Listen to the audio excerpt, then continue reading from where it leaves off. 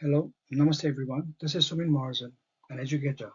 Today I would like to talk about a very sensitive issue that is child abuse. It is happening in our society, whether we know it or don't know it, whether we want to do anything about it or don't want to. It is being there. It is happening every single day in our society, maybe in our house or maybe in our neighborhood. So we should know what actually child abuse is and what can we do as an educator or as a responsible citizen to stand against this child abuse? So today's my presentation is all about breaking the silence, raising awareness on child abuse. And here in my presentation, we'll be talking about child abuse, a silent epidemic. Similarly, what child abuse is. We are going to talk about recognizing the signs, the impact of child abuse, preventing child abuse, and then what we can do to avoid or to work against this hideous event. Child abuse, a silent epidemic, a serious and pervasive issue that affects millions of children worldwide. It is not only just in our country or in our society, it is being throughout the world. It may go unnoticed and it may go unreported. So we need to be very careful what's going on. And if something is going fishy, then we as a civilized person or a responsible citizen, we have to report to the concerned authorities. Likewise, it leaves the victims to suffer in silence throughout his or her life. The person who suffers from child abuse suffers continuously even after the event. And raising awareness against it is most important because it is the first step towards the prevention.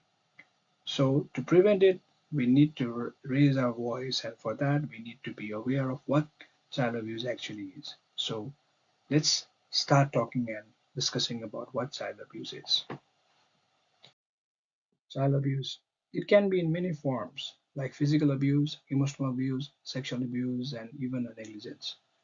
Whereas physical abuse involves intentional physical harming of the person, especially a child. Similarly, if the victim is mentally tormented or distressed, then it is known as emotional abuse. Moreover, sexual abuse, which refers to an sexual activities that involves a child. And last but not the least, negligence is also a child abuse because the basic needs that a child needs to get or has to get has not been provided or is being neglected. Thus, that's also a child abuse. So we must remember that it is important to know that child abuse can happen to anyone, despite of any gender or their race or even any kind of socio-economic status. It should be crystal clear that it can happen to anyone or anywhere and by anybody. The only thing is that we need to be aware, we need to educate ourselves what the signs and symptoms of child abuse are. Now, the million dollar question is how can we recognize child abuse? Here are some of the signs. There will be a certain unexplained injury, the reason will be unknown. Similarly, there will be sudden change in the behavior of the victim, or let's say in the mood, and as well there will be withdrawal from social activities. Even the person who was very social now tries to detach himself or herself from the social activities, and the fear of particular person or place, the victim will try to avoid any person or try to avoid any place because of the fear. The victim will not be focusing on their personal hygiene. It won't be in their priority list. So whenever we notice this kind of signs, we need to be very proactive. And if it's the case of child abuse, we need to promptly report the appropriate authorities because if we act promptly, we can save a child's life. What are the impacts of child abuse? It is definitely not a short-term effect.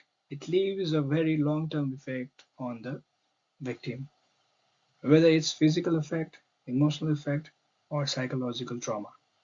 Similarly, when we talk about the victims, they will be struggling throughout their life, whether with the depression, anxiety, low esteem, or trust issues. Furthermore, there is a highest risk of developing substance abuse problem, and as well as the relationship issue will also be there.